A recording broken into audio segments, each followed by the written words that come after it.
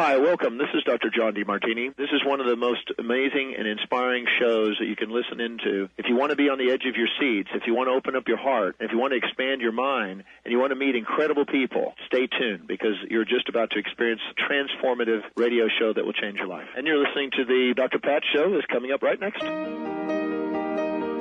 Welcome to the Dr. Pat Show. Talk radio to thrive by. Powerful, inspiring, and coming to you live, bringing you stories of people like you and me, busting through and living life full out. Get ready to dare to wonder what your life would be like if you knew you could not fail. Hey, everybody, welcome. Welcome to our good news segment. And by the way, this is a good news segment. For many of you, you've heard me talk about my favorite uncle, who one day, he looked like the pillar of health, and one day, he suffered a massive heart attack. And so for many of us, we scratched our heads back then because we didn't have what we have today. We didn't know what Dr. Charles Davidson is going to talk with us about today. The advances that have been made in treating heart disease are pivotal. You know, we used to look at this as a fait accompli. Now we look at this and we have information, advancements, innovation, technology, and I get to talk to people like Dr. Davidson at Northwestern Medicine so that we can look at what cardiovascular, that word means in the 21st century. Dr. Davidson, it's great to have you. Welcome to the show. Thank you very much for having me here today. Probably doing a lot of these interviews. It's a very important topic. But I want to ask you a very specific question. Several decades ago, when my uncle passed away very suddenly, when my mom passed away in 1992, pretty much the way it was described was her heart exploded. I don't think any of us as family members had a clue. Didn't understand what it was about, didn't understand the symptoms. That was then, this is now. What have the advancements in understanding what great heart health is, what heart disease is, what have we learned, and what are you all doing to bring the conversation even further forward? So thank you for that introduction. The important advances in treatment of coronary artery disease in particular, which it sounds like that's what you're describing, is that we really are looking at how to prevent these sudden heart attacks, how to prevent the loss of heart muscle. And what we've been able to do with that, and it's patient education, so it's shows like these, it's just critical to getting the word out. We have treatments and we have lifestyle modifications that can help, but people have to understand what those are and actually take action with that. And so one of the things that is always the simplest thing is smoking. It's just something that we know increases the risk of heart attacks by over 20-fold from those that don't smoke. And vaping, for example, which is being falsely advertised as a safer alternative, really needs to be understood that these carry the same risks with these patients. People with a family history of heart disease need to know what their risk factors are. What does their cholesterol look like? Is a hypertension, if they have high blood pressure, is that being treated properly? If they have diabetes, is that being treated properly? All of these things can affect the incidence of heart attack, stroke, and death. And what we've learned is that we need to be more stringent in the treatment of these to actually get actual prevention. Back in the early 90s, which you described, we were not as aggressive at treating cholesterol or blood pressure. And numbers that we would have accepted then, we would never accept today because we know the impact of these treatments on their outcome. Also, a healthy lifestyle. And out in the Northwest, people tend to be more healthy than they are maybe in the Midwest. But, regular exercise, diet, all of those things can make those risk factors get better and also, in turn, affect your risk of heart attack, stroke, or death. And thank you for kind of bringing us up to date, because I think that this is a great place for us to really start to really truly understand where we were and where we are today. And that's really pivotal for today's conversation. You know, let's dig into a little bit of information about this. First of all, we don't talk about heart disease. We don't talk about how to treat the heart as much as I believe we should, or as much as I think we used to. And I don't think that things have changed all that much, but I'm not the expert. You are. How many people are getting are falling into this category of vulnerability, let's say, and where are we with generational differences? So, for example, every time you turn on the news, somebody young is being featured as suffering from heart attack or heart disease. Give us a breakdown of where we are with this today. Yeah, it's an excellent question. I think what we have learned is that patients tend to ignore symptoms until they're more severe, and particularly in young people, there's a little bit of a denial factor going on there. Also, the fact of an unhealthy lifestyle often starts at a younger age. And I think what we've seen also is there's a more sedentary population that's growing up right now. People are spending more time with, on their phones, texting, iPads, television, video games, and that's going to add to the incidence of coronary artery disease. So to me, it's early detection, early treatment, lifestyle modification, and getting that word out to people that it's really important to define these habits early in life and then carrying those through. It's more difficult for people to pick up new habits, teaching an old dog new tricks at age 50s and 60s. They'll do it if it's a life-altering event, but sometimes they do and sometimes they don't. But 30 years of wear and tear are hard to reverse. Yeah. Look, one thing I will say, and I don't know if you agree with me or not on this, Dr. Davidson, but one thing I must say is if you are watching TV, you are tuning in to more programs that have to do with doctors, hospitals, and they are number one programs. They're not like the old school doctor shows that used to be like a doctor in the country. These are like they're taking you into the operating room. They're holding up, anatomically correct pictures of hearts. Are we getting educated that way, or is it a little bit too much Hollywood and not enough of education wood, so to speak?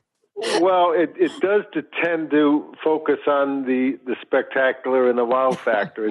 It's not as exciting to talk about, did you take your blood pressure medicine today? Is your LDL cholesterol under 80 now?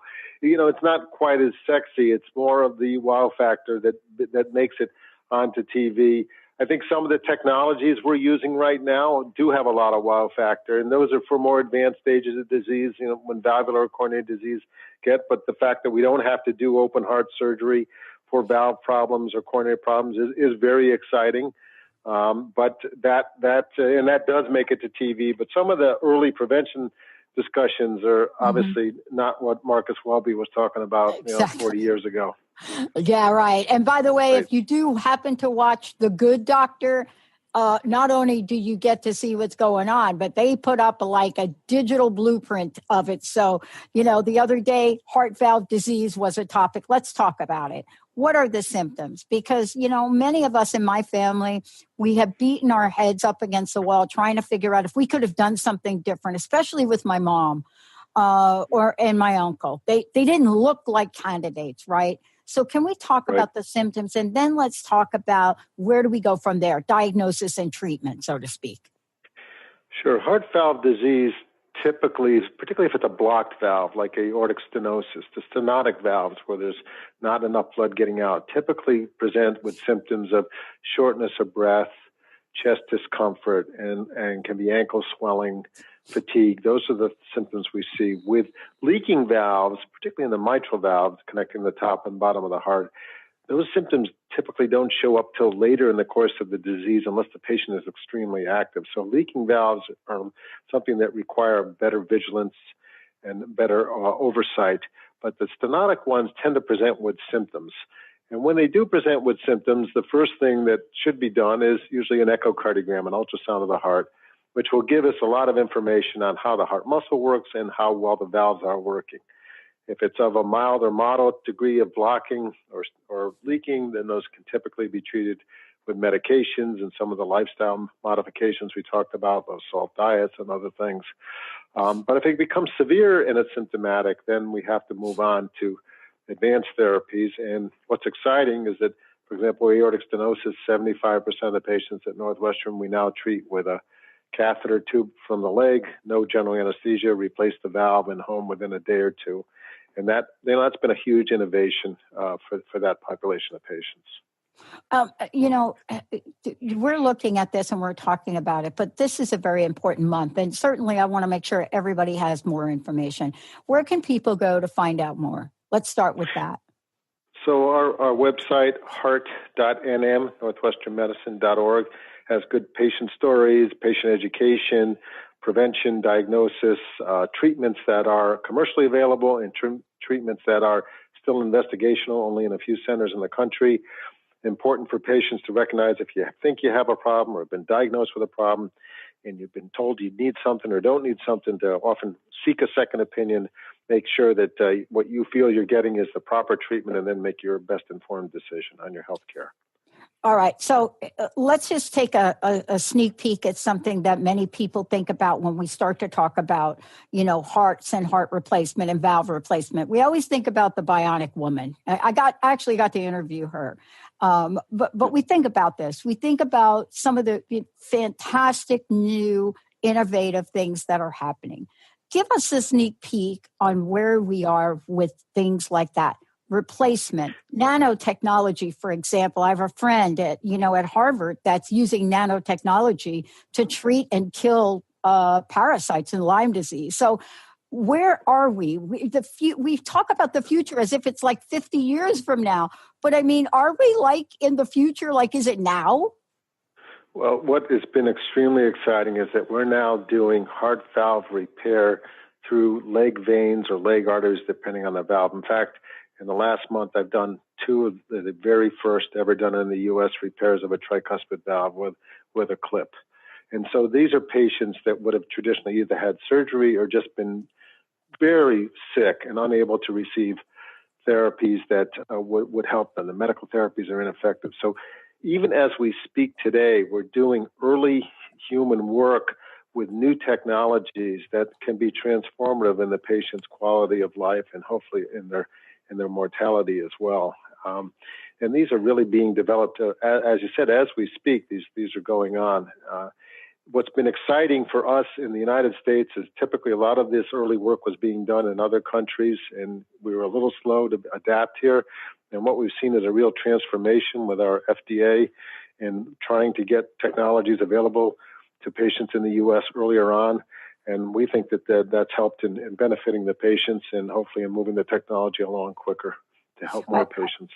I love it. I know you've got to run off to a full day of interviews and conversations. I want to ask you this question. As you speak to our listeners and we talk to them about what is in their control to do, lifestyle changes, other kinds of care for the heart, having spells that cause you to feel dizzy. What would you say to our listeners? What would you say to them today to say, look, this can be prevented, but I recommend that you do A, B, C, D? What would those be? So I would say if you have a family history of heart problems, you should receive a full screening evaluation. That goes without question, whether it be heart valve disease or heart artery disease. Make sure that you've had a full evaluation, probably been seen by a cardiologist. It may not be that you need regular visits, but let's get a full evaluation. If you've been diagnosed with a heart problem, let's do the risk factor modifications that we've talked about: smoking cessation, diet control, cholesterol and hypertension management, good exercise. All of those things should be thought about. And if you've been diagnosed with a problem and you know you're in a more severe zone and you may need treatment or not, and you're trying to decide on what that treatment is, to make sure you've had all the informed decision presented to you by hopefully multiple providers, and you and your family make what you think is the best decision for you at that point in time. Wow. Thank you. One last question. What's your personal message? What would you like to leave us with today? I'd say that it's a very exciting time for heart disease as far as helping people live longer. There's a great opportunity for people to live into their 80s, 90s, and beyond at this point in time. And I just want patients to be as well educated and be as informed as possible so that they can participate in their health care. Wow. I want to thank you. Thank you so much for getting the word out there. And again, hit us with that website. It's heart.nm, northwesternmedicine.org. I love it. Let's take a short break, everybody. Lots of information. Please go find out. Please get educated. Please get informed. We'll be right back.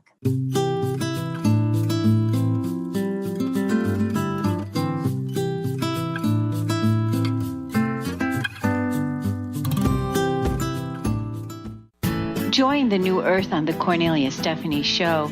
Tune in each month as Cornelia takes listeners on an odyssey of higher consciousness to inspire, educate, and empower. Cornelia Stephanie is a spiritual teacher, passionate speaker, published author, and founder of the Empower Network. Cornelia guides people on the path of self-healing, peace, and liberation. For more information, go to CorneliaStephanie.com. Tap into the wisdom of animals, angels, and masters with Darcy Pariso on Animal Soul Wisdom Radio. Tune in monthly as Darcy brings insights on how to better understand and deepen our relationships with animals. Working with light and pureness of ancient techniques, Darcy, healer, animal communicator, and medium, is here to guide you through this process and provide inspiration to move forward. For more information about working with Darcy, visit darcypariso.com. Are you ready to consistently tap into the transcendent place where your whole being is available to you and access a higher level of ability and performance physically, cognitively, emotionally, and effectively? Then join us on ClearSpeak Talk Radio with Dr. Jeanette Wolf on TransformationTalkRadio.com. Tune in every fourth Friday at 9 a.m. Pacific, 12 p.m. Eastern. Go to JeanetteWolf.com, Quantum Body, to sign up for your whole health mentoring.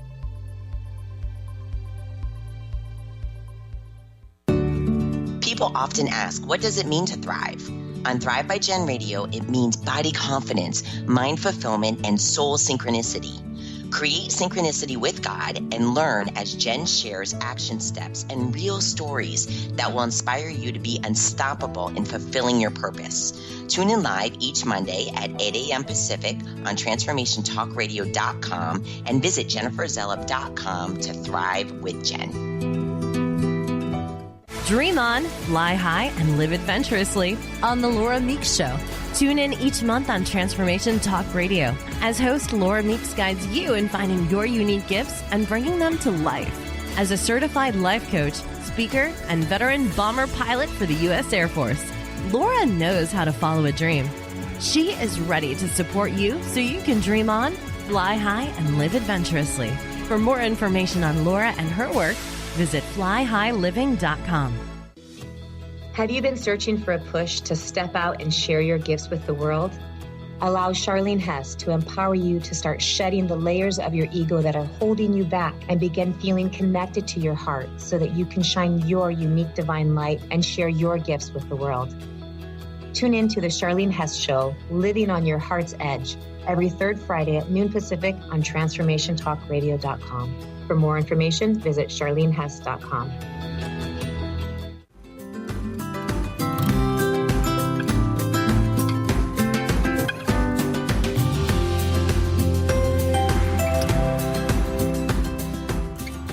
Hey, everybody. I've been telling you about this. So y'all have heard me talk about my Southern roots. Now, most of you know me as a girl born in the Bronx. But some of you know that I had the very great fortune to have a stepmom that was from the Deep South. What did that mean to me down in Virginia? What does that mean? That means that I got a couple of doses of both Catholicism and Southern Baptist everything. And so today I am talking with, get ready everybody, Connie Harshaw joining us and Pastor Reginald Davis of the First Baptist Church. And what we are talking is we are kicking it up new school. Why? Because it's all about freedom. Welcome. Thank you both for joining me here today. Thank you for having us. Thank you so much for inviting us back. I'd love to have you here. Look, I learned some things thanks to my mom and my introduction to a whole new of appreciating higher power, higher order, higher anything. I also learned something else. I learned something very close to and near and dear to my heart, that there is no such thing as a divide except what we create here. We weren't born to divide. We were born to be together. And yet we have got to continuously remind ourselves that harmony is not just a word. What do you think about that? Who would like to go first? Pastor Dave? Well, I think that Connie Harshaw can go first. Go, Connie. Go, Connie. Go, Connie. Go, Connie. I'm sorry. Well, I tell you, I am blessed with being colorblind. So this whole idea of divisiveness, I don't get, first of all, because you are absolutely right. When we come into this world, we don't know that there is a line. We are taught that.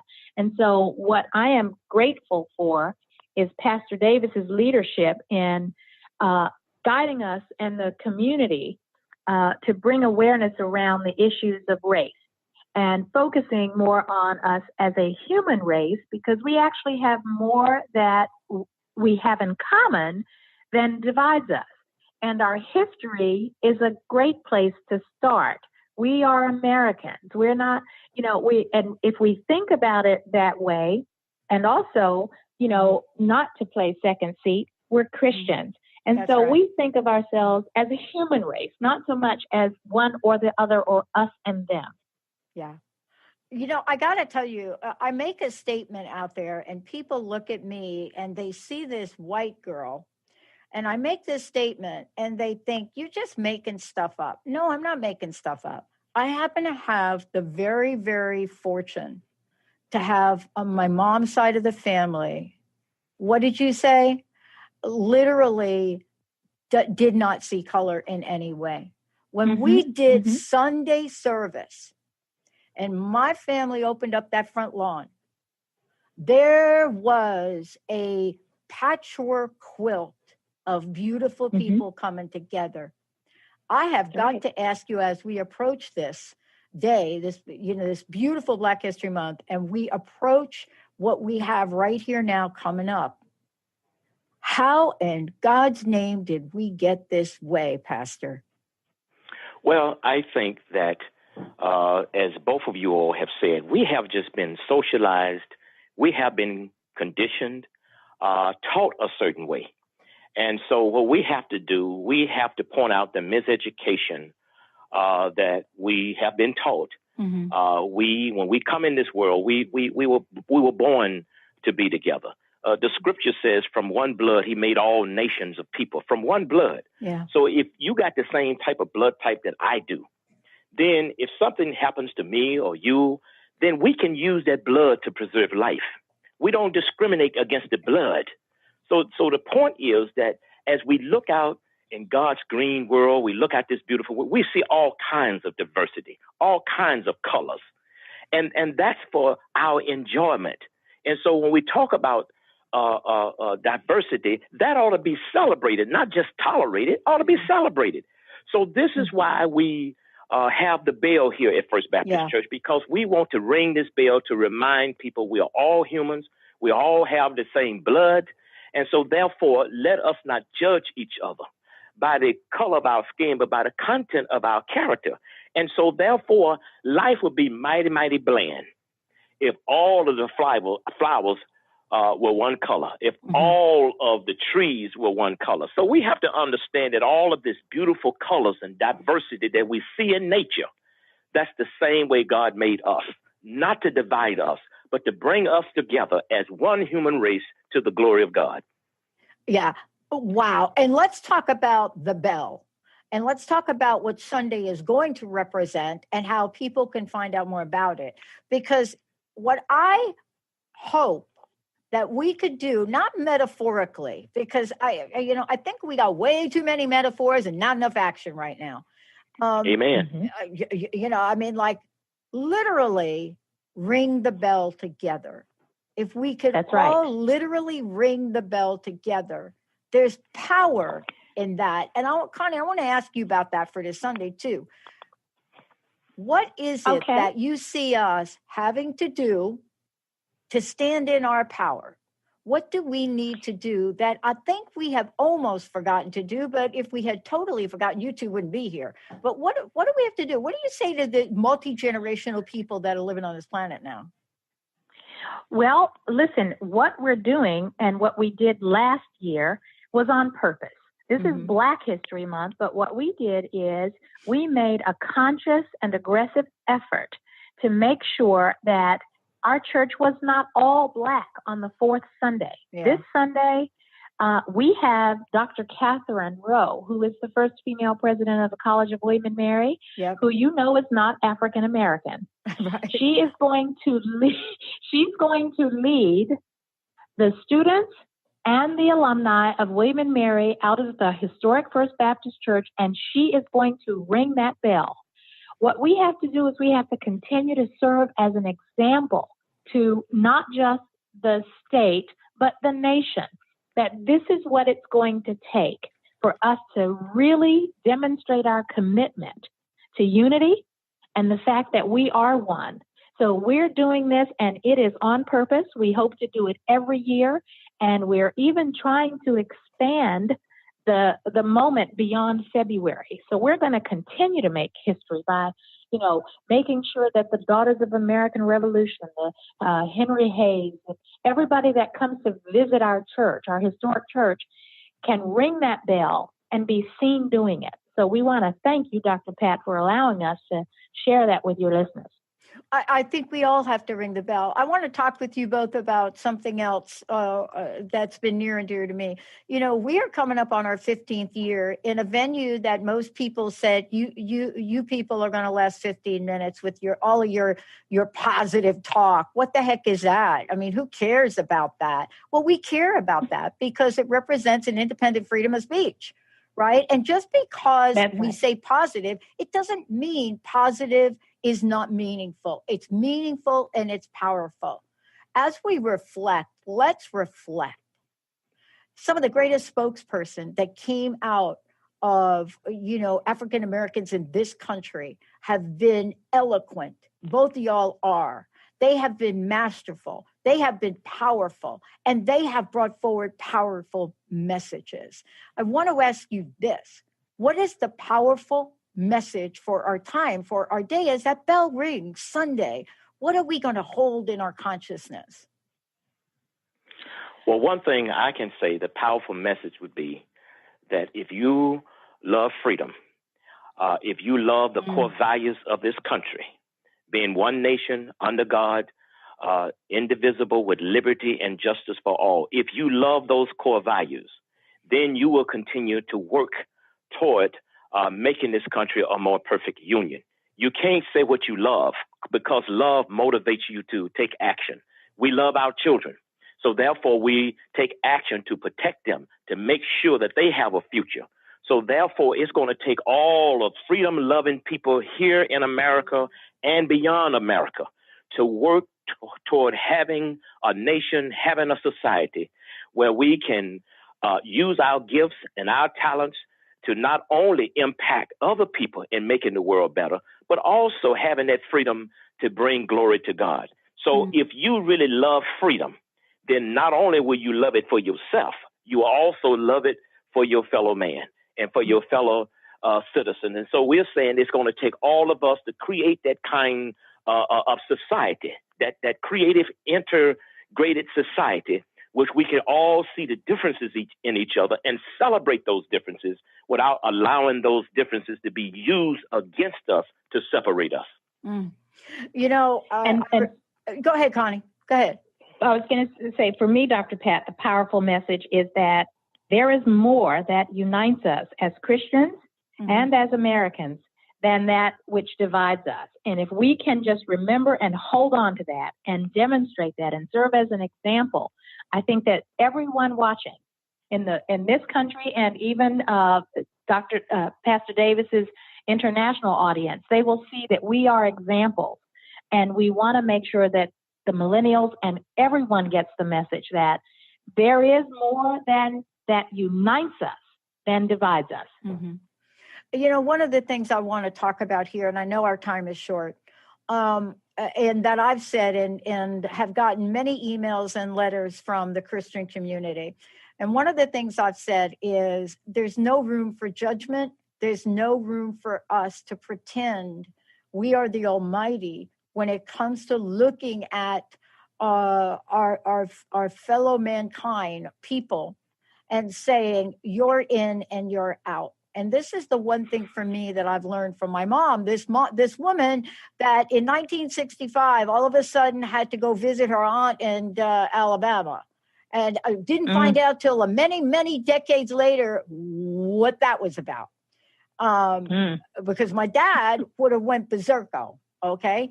But here we are. Here's what I want to see us really come together when we ring that bell. I do not believe there's room for any divide. There's not room for whether you're Christian, whether you're Jewish, whether you're gay or whether you're straight, whether you're man or whether you're woman. I don't believe there's any room for that. I don't believe that we were put here on this earth so that we can become the Judge Almighty when the Judge Almighty is not on this earth right now. And so how do we shut the conversations down to open ourselves up to say, wait a minute, there's room for everybody. And believe me, I know the Bible just as good as somebody else, but I'm saying even in there's room for everybody. Well, absolutely. And what we have to remind people of is that, as Jesus would say, he lets it rain on the just as well as the unjust. Mm-hmm. The sun shines on the just as well as the unjust. And all of the differences that we find within the human family, he allows the rain, he allows the sun, everything that God does, he allows it to happen to all of us because we are all of his children.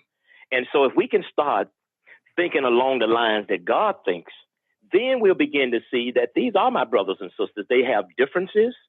They have all kinds of colors, but we're still part of the human family. So we have to continue to lift up heaven's view of humanity rather than to have the idiosyncrasies that we have toward each other, and start looking from a different perspective and start looking at life through the lenses of God, rather than through the lenses of our politics, through the lenses of those things that divide us.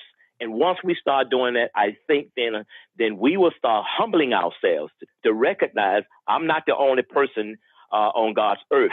There are other people, and they don't look like me, but they still have something in common with me. And as Connie Harshaw has said, we have so much more in common than we have differences.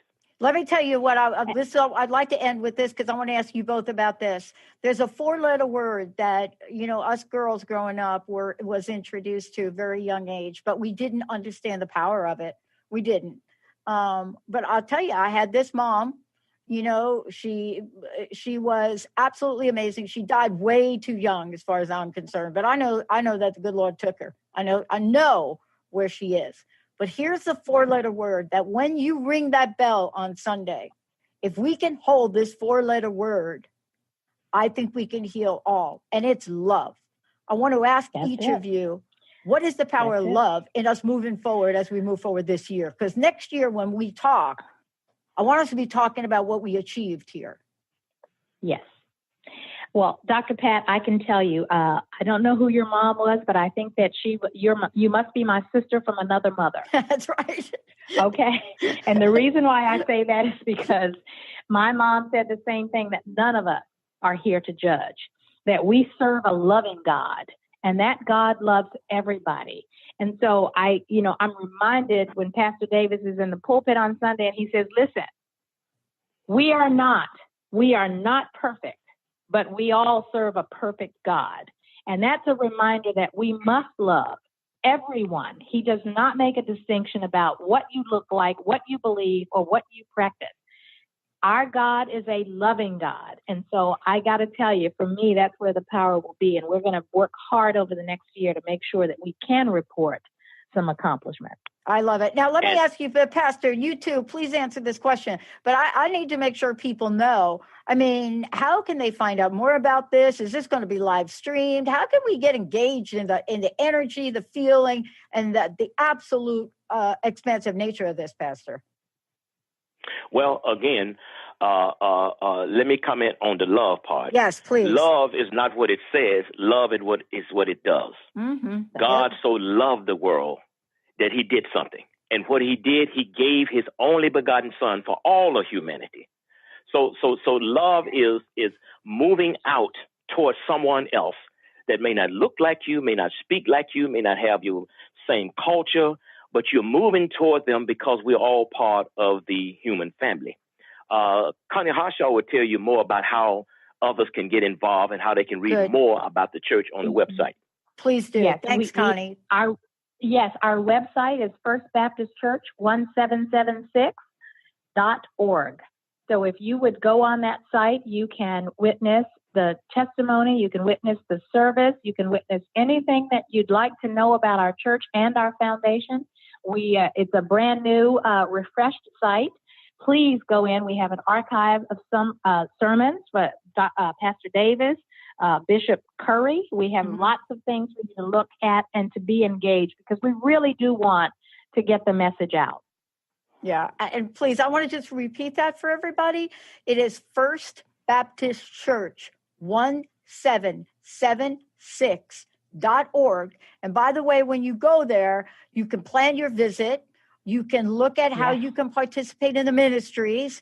There's even a tab for my fellow independent news people, media, and there's outreach. If you don't get involved, you are not going to get, period. If you don't get involved in what's happening in the world, you're just not going to get. It's just not going to happen, right? You know, it's just not going to happen. Get for me is of course I have an acronym. You know that, right? Is God's ever transformation. That's my get. That's my get. That's it. Beautiful. That's my get. Yeah, that's Last great. question. Yes. Personal message. What would each of you love to leave us with? And thank you so much for being you. Well, I would just like to thank you for having us on your talk show, and just to remind everybody that we can bring about transformation to all of the situations and circumstances in this country. We don't have to accept the way things are. We can get involved. And if you think that your small contributions don't matter, just if everybody would get involved, you would see how much you can make an impact on other people. So don't discount the small things, because the small things, when they spread it across to everybody, it becomes a big thing. So get involved. Let's make this nation a more perfect union. If you can come here to First Baptist Church here in Williamsburg, Virginia, and ring that bell and commit yourself, we would love to have you. Boy. Connie? Well, I think that the powerful message for me is that we want you to come on in and continue to help us make history by healing this racial divide in the country, and we want to serve as an example. I think that this is a moment for us to stand up and be counted and to let people know that we are believers, we love everybody, and we have more in common than that which divides us. So please continue to support us. We thank you so much, Dr. Pat, for having us again, and we look forward to a continued relationship. And I'm going to end with something my mom used to say to all of us girls, and I'll tell you, it took us a whole bunch of years to figure out half of what my mom said.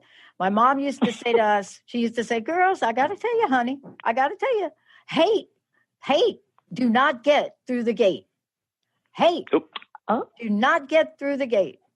And we used to look at her like, what is she talking about? I do now know what she meant. Thank you. Exactly. And even Martin Luther King said that hate is just too much of a burden to bear. Oh, boy. Yes. I'm telling you. Thank you so very much. Thank you both. Thank you for having us. You're welcome. Thank you. Everybody out there, please, please, please Don't lose sight of that website that we've just given you. Let me make sure you have it one more time. Just one more time. You can go and find out more about this. And as I said before, you can do a lot once you get there. First Baptist Church 1776.org. Say hi to everybody when you get there. We're going to take a short break. We'll be right back.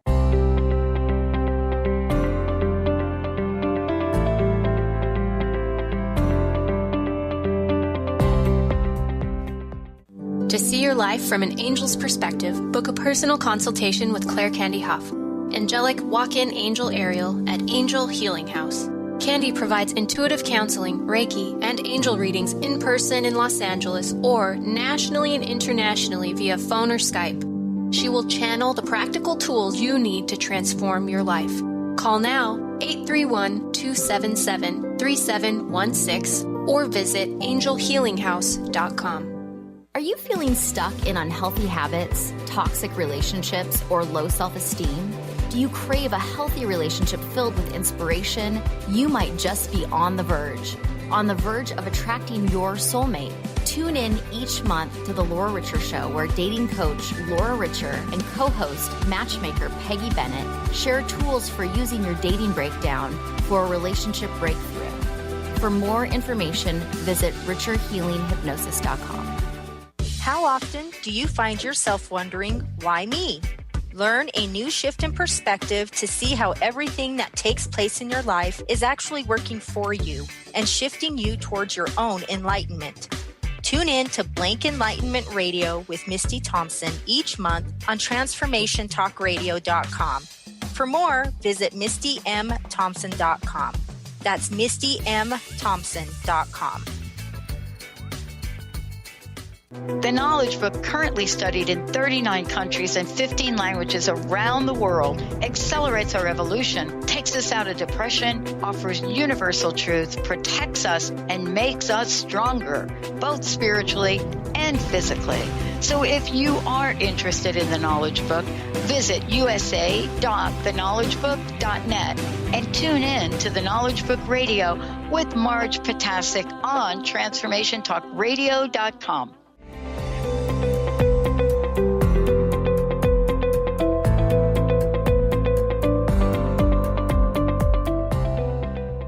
Welcome, everyone. Welcome. You know, I love doing these good news segments because we are learning so much.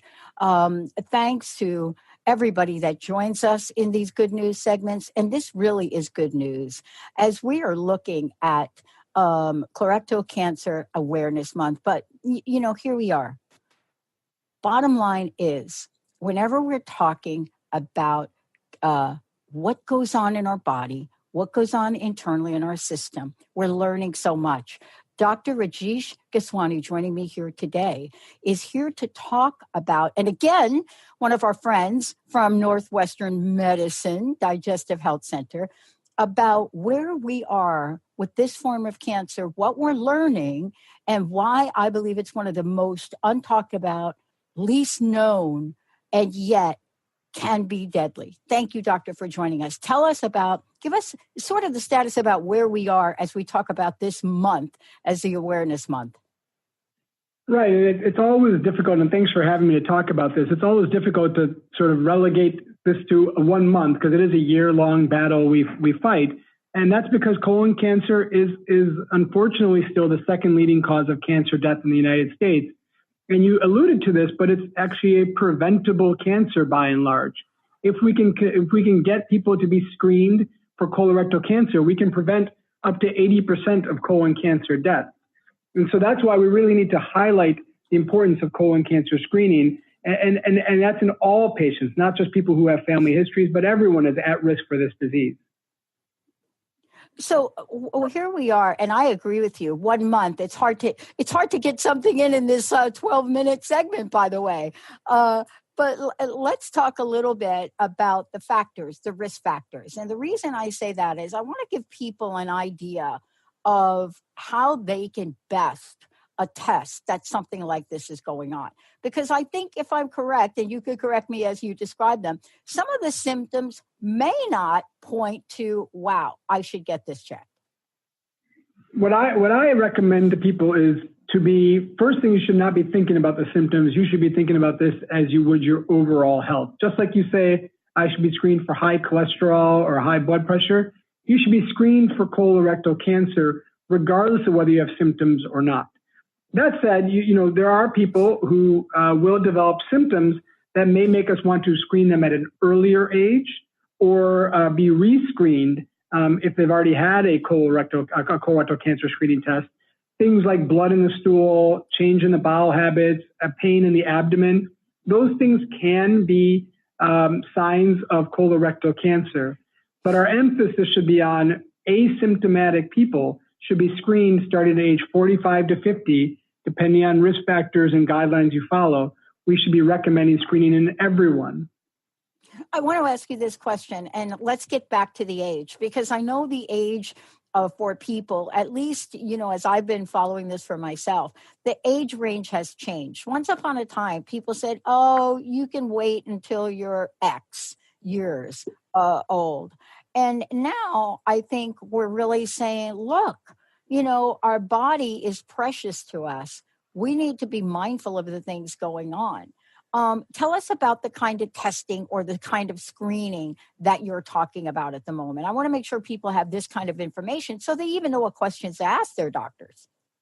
Sure. And I want to just touch on two parts of that. One is the age question. In general, we recommend starting screening at age 50, although the American Cancer Society has shifted that up to age 45 recently, which some insurers pay for and some don't. Also, in people who are African American, we also recommend age 45. So I would, have a conversation with your primary care provider about whether 45 or 50 is appropriate for you. That said, if you have a family history of colon cancer, we recommend age 40 or 10 years before your relative got colon cancer.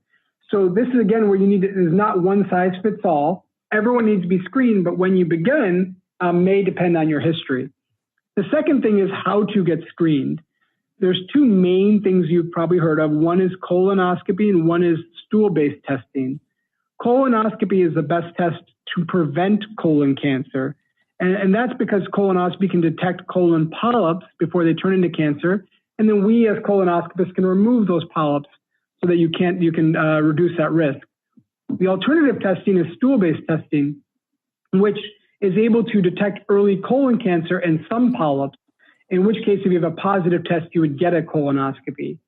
I think it's important not to be dogmatic and say only one test is appropriate. What I tell patients is, if they want to do the most effective test to prevent colon cancer, colonoscopy is the right choice for them. But if they don't want to do a colonoscopy for whatever reason, then we shouldn't just tell them that they're not getting screened. We should then encourage them to get stool-based testing, and if positive, then get a colonoscopy. The most important thing is to get screened somehow. Let's talk about, and thank you for that, let's talk about advances in medicine. I always love to talk about advances because I got to tell you, Dr. Keswani, I'm always surprised at every time I do one of these interviews, how innovative folks are. And I know that you all at Northwestern are really super innovative. So give us an idea, like where were we 5 years ago? Where are we now? And what's your vision for where we are going from a treatment and a testing perspective, if you don't mind? Oh, no, that's a great question. I appreciate you highlighting the work we're trying to do here. I think it's important to understand that it's a top to bottom approach, right? So the most important thing we can do is encourage people to get screening. For example, we've done lots of outreach through our electronic health record, trying to make sure people who are delayed on screening can come in for their colonoscopy, and give them video education about why screening is very important. Once patients get a colonoscopy, we've spent a lot of time in things like video coaching, trying to get people to improve their colonoscopy technique to ensure that patients are getting the highest quality colonoscopy. And then once we have a polyp detected, we're trying to make sure that everyone gets those polyps removed well so that they don't turn into cancer later. But in patients who have colon cancer, things like trying to make sure they get minimally invasive surgery to remove the colon cancer, that they all get discussed in a multidisciplinary conference where the cancer doctors, the radiologists, the gastroenterologists all sit around a table and say, what is the best treatment approach for this type of cancer? getting a diagnosis of colon cancer is not a death sentence. There are many treatment options for both early and advanced stage colon cancer. And being at a center where all these options are available is important for people. I love to talk about this part, and I know we are running short on time. But first, how can people find out more? Please, let's tell folks how they can find out more. So I think it's important to, again, talk to your primary care provider to make sure that they're always giving you the best options. But we also have a lot of patient-facing information at dhc.nm.org, where we talk a lot about colon cancer prevention and treatment. Okay, the future. I love asking questions to folks like you about the future, because I know there are a lot of things that, you know, you're looking at or that you've seen or that you'd like to see done differently. And I know you are on the leading edge of that. Please give us a sneak or a glimpse into the future. Where are we going with this? Because the statistics show, right, that we are looking at over 100,000 new cases, right, of colon cancer and close to 50,000 cases of rectal cancer in 2019. So this is not something to kind of sneeze about. What does the future hold for people? Right. The future is actually very interesting because it can be both very straightforward and then also use the most complex of science. The most important thing for the future is to make sure people get screened. Only 2/3 of people get screened right now. How do we get that to 100%? And so the future part of it is actually just adhering to what makes sense, which is going into the community outreach, making sure people who aren't being screened are screened. It's low tech, but it's actually very important that we actually disseminate that best practice throughout our communities to make sure we go to people where they are and say, have you heard about colon cancer screening and how it can be prevented? But the future is also very high tech, right? There are things to do to detect colon cancer. Right now we know about stool testing, but blood testing is going to be an option in the future as well, where we're trying to detect markers in the blood for early colon cancer. And so maybe just a blood test in the future will be something we can do to detect colon cancer.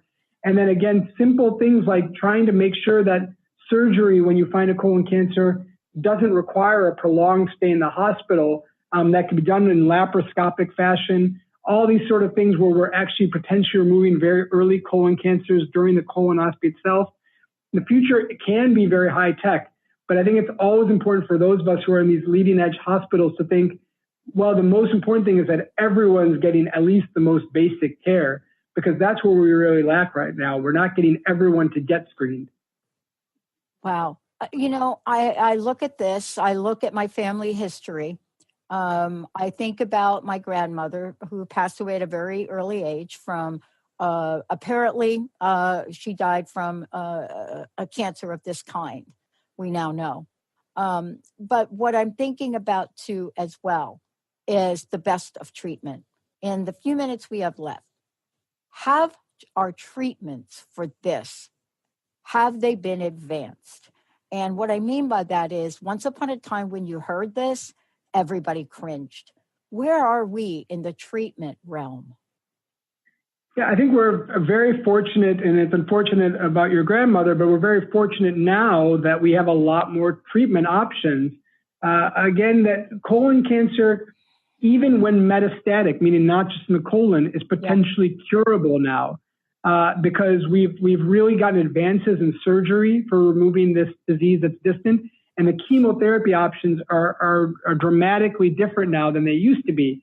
And so you want to be in a place that considers all the treatment options. You never want to be treated by just one doctor, right? You want to be treated by a team of doctors, and that they trust each other to say, you know, maybe surgery isn't the best choice right now. Maybe chemotherapy is the best option. Maybe radiation oncology is the best option.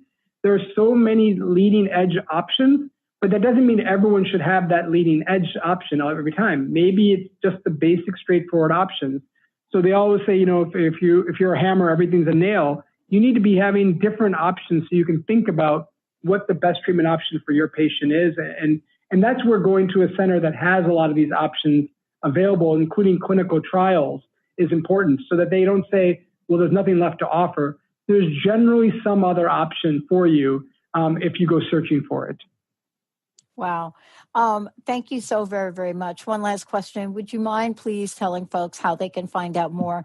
And I would love to ask you your personal message. What would you like to leave us with today? So I think just the most important thing I can tell people is, again, everyone is at risk for colon cancer. So even if you've been screened, the most important thing you can do is tell your loved ones and friends that it wasn't a big deal. Please get screened for colorectal cancer. It's such a common cancer, but we can prevent it as a team. And anyone who wants more information about digestive health, including colon cancer prevention and treatment, can come to our website at dhc.nm.org. Thank you all. Thank you for joining us. Thank you all for joining us today. We're going to take a short break. And by the way, please go check the website out. Lots more information than what we have and are able to do in 15 minutes. Dr. Ghoswani, thank you so much. I know that you are back-to-back interviews. And so I commend you for being the hero around this. Well, no, thank you for letting your listeners know how important this is. And hopefully I'll get screened. Thank you. Yeah, let's all get screened. We'll take a short break. We'll be right back.